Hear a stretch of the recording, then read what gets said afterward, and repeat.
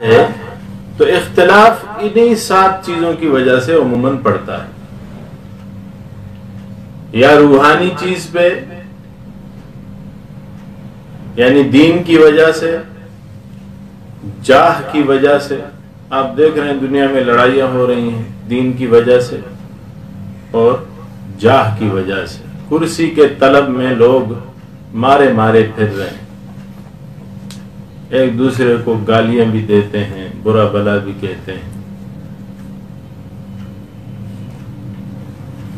ایک دوسرے کی ٹانگیں کھینچتے ہیں، کسی بھی قسم کی مروت کا خیال نہیں رکھتے۔ کیوں؟ لڑائی لگی ہوئی ہے جاہ کی۔ یہ لڑائی بڑی سطح پہ ہوتی ہے، چھوٹی سطح پہ 5 چیزوں جسمانی چیزوں پہ لڑائیاں ہوتی ہیں۔ کھانا نہیں ہے، پانی نہیں ہے، گھر، مکان، زمین، جائیداد، یہ ساری اس میں آ جاتی ہیں۔ منکوح، بیوی، رشتوں میں بھی لڑائیاں ہوتی ہیں، یہ مجھے دے دو، دوسرا کہتا ہے یہ مجھے دے دو۔ آج 1450 سال گزرنے کے بعد بھی اگر بھائی اور بہن کی اولاد میں رشتہ نہ ہو تو ان کا آپسی تعلق ختم ہو جاتا ہے، حالانکہ وہ تو خون کا رشتہ کیا ہے؟ منکوح۔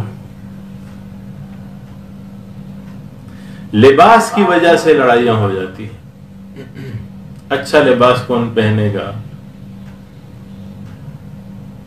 صحیح لباس، تہذیب بھی اس کے اندر آ جاتا ہے۔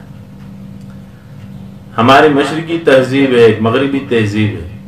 مشرقی تہذیب میں رہتے ہوئے اگر آپ مغربی تہذیب کا لباس پہنیں گے تو لوگ پسند نہیں کریں گے، برا بھلا کہیں گے۔ مغربی تہذیب میں جا کے آپ مشرقی تہذیب کا لباس پہنیں گے تو لوگ پسند نہیں کریں گے، اچھوت سمجھیں گے۔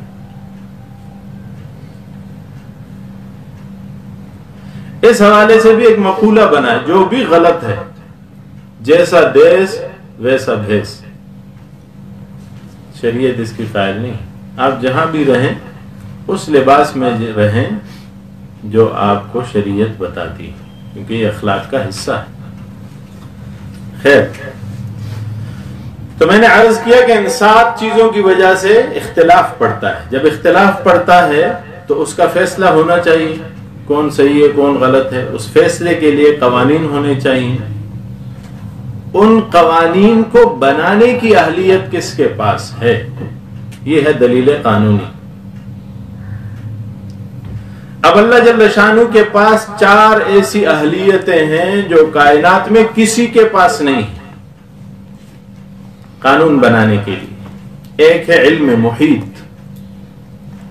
اللہ کا علم بہت زیادہ ہے، اس نے چاروں طرف سے ساری کائنات کو اپنے علم کے احاطے میں لیا ہوا ہے۔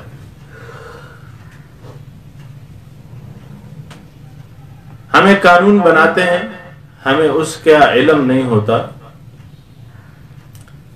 تو پھر کیا ہوتا ہے؟ 5 سال بعد، 10 سال بعد، 8 سال بعد، 20 سال بعد اس قانون کو بدلنا پڑتا ہے۔ ہمارے پاکستان کا آئین بنا ہے 1973-74، 47 سے 74 تک تو ہم ایسے ہی چلتے رہے۔ 74 میں قانون بنے، آئین بنا۔ اس آئین میں اب تک کئی ترمیمیں ہو چکی ہیں۔ کیوں؟ حالات سے مناسبت نہیں تھی، اس میں کمیاں تھیں، لوگ بدلتے رہے، وقت گزرتا رہا، تجربہ ہوتا رہا کہ ہمیں علم کی کمی تھی، یہ ایسا نہیں ایسا ہونا چاہیے تھا، ہم نے بدل دیا۔ تو علم کا احاطہ نہیں تھا۔ اللہ جل شانہ کا علم محیط ہے، اس نے قانون بنانا ہے تو وہ سب کو دیکھ کر قانون بناتا ہے۔ وہ پسے ہوئے طبقے کو بھی دیکھتا ہے، بالائی طبقے کو بھی دیکھ رہا ہے۔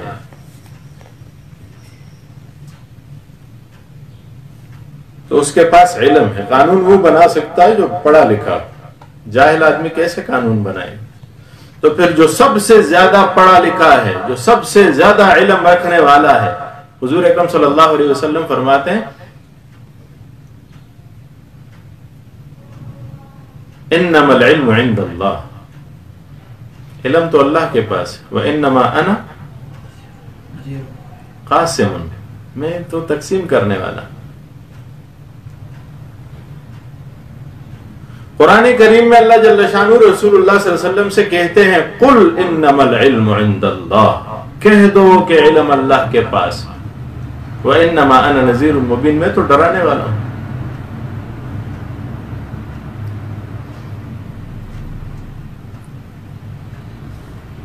اللہ جل شانہ نے جب وحی بھیجی، پہلی وحی، اس میں بھی ذکر کیا اقرأ باسم ربک الذی خلق، خلق الانسان من علق، اقرأ وربک الاکرم الذی علم بالقلم، علم الانسان ما لم یعلم. اللہ نے انسان کو علم دیا جو انسان نہیں جانتا. تو جس نے علم دیا وہ زیادہ عالم ہے، جسے دیا اسے تو تھوڑا سا حصہ دیا ہوگا.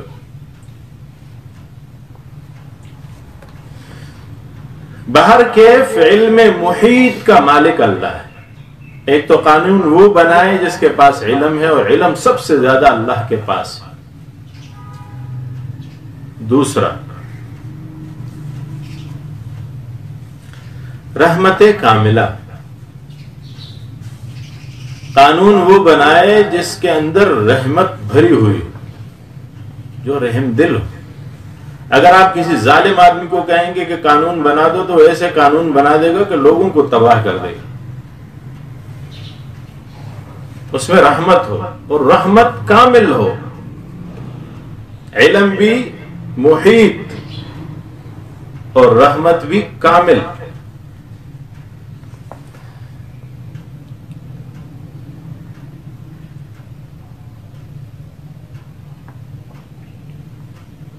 حجاج بن یوسف جب وفات پا رہا تھا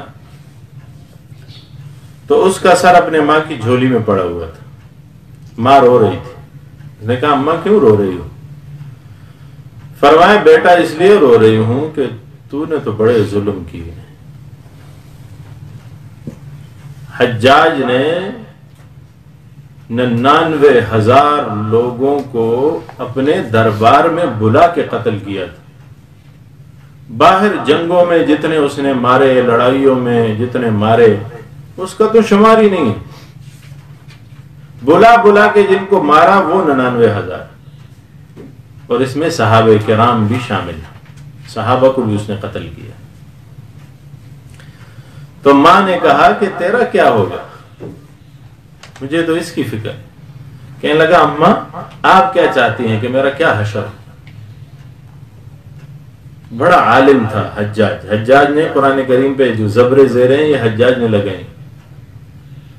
بیت اللہ میں اس نے ایک حملہ کیا تھا عبداللہ ابن زبیر پر، اس دور میں منجنیق سے، اور بیت اللہ اس میں لگ گیا تھا، زخمی ہوا. پھر بعد میں اس نے بنایا تو بیت اللہ کی جو تعمیر ہے یہ بھی حجاج نے کی. اور عالم تھا، بہت بلا کا عالم تھا.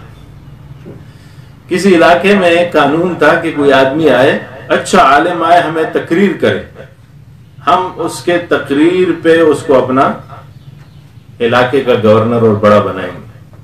عوام کا یہ مطالبہ تھا. مختلف لوگ جاتے رہے، تقریریں کرتے رہے. حجاج بھی گیا.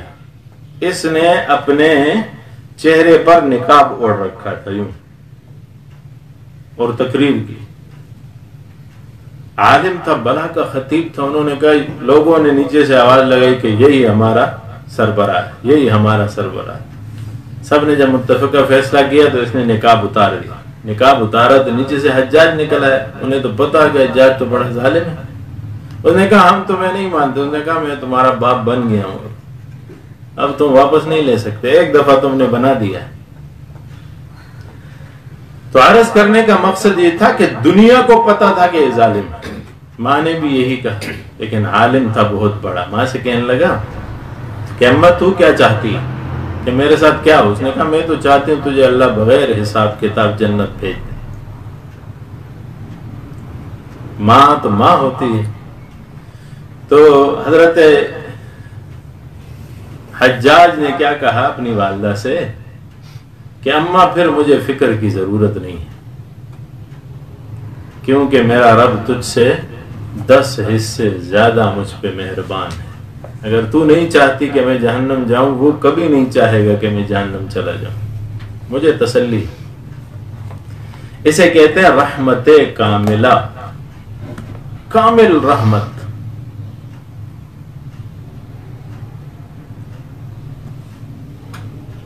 تیسرا نقطہ ہے قدرت تامہ۔ آپ قانون تو بنا لیں گے، لیکن اگر آپ کے پاس قدرت نافذہ نہیں ہے، آپ قانون کو لاگو نہیں کر سکتے، تو قانون بنانے کا کوئی فائدہ نہیں۔ آپ کے پاس قدرت ہونی چاہیے کہ دنیا میں کوئی بھی ایسا آدمی نہ ہو پھر کہ جو اس قانون کے دائرے سے باہر نکل جائے۔ جب آپ حساب کریں کوئی آپ سے بھاگ سکے، جب آپ سزا دیں تو کوئی آپ سے اپنے آپ کو چھڑا سکے، جب قانون کی خلاف ورزی ہوگی تو آپ سزا دے سکیں۔ آپ کے پاس یہ قدرت ہونی چاہیے، اور اللہ جل شانہ کے پاس یہ قدرت ہے، اور یہ قدرت دنیا میں کسی کے پاس بھی نہیں۔ ہمارے پاکستان میں تو کوئی قتل کر کے لوگ چلے جاتے ہیں کہ فلاں چلا گئے جی علاقہ غیر۔ علاقہ غیر کا مطلب کیا ہے کہ اب اس میں کوئی قانون نہیں چل سکتا۔ یا لوگ آپ دیکھ رہے ہیں کتنی چوریاں اس ملک کی کر کر کے، نقصانات کر کر کے، خفیہ راز دشمن ملکوں کو دے دے کے ملک سے بھاگ گئے۔ اب ملک میں اتنی طاقت نہیں ہے قانون میں کہ وہ باہر سے اسے پکڑ کے لا سکے اور قانون کا سامنا کروا سکے۔ اسے کہتے ہیں قدرت ناقصہ۔ یہ طاقت نہیں ہے، قدرت نہیں ہے۔ قانون وہ بنائے جس میں قدرت تامہ ہو، اور وہ اللہ کے پاس۔ اب چوتھی چیز پہ آ جائیے کہ قانون وہ بنائے جو غیر جانبدار ہو۔ ہم نے یہ بھی پڑھا کہ عقل جو ہے وہ جانبدار ہوتی ہے۔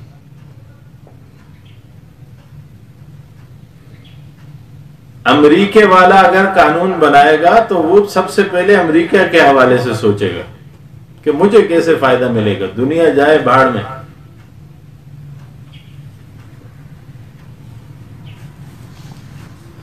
کوئی چائنا کا سربراہ اگر قانون بنائے گا تو اپنے چائنا کے حالات کو دیکھ کر قانون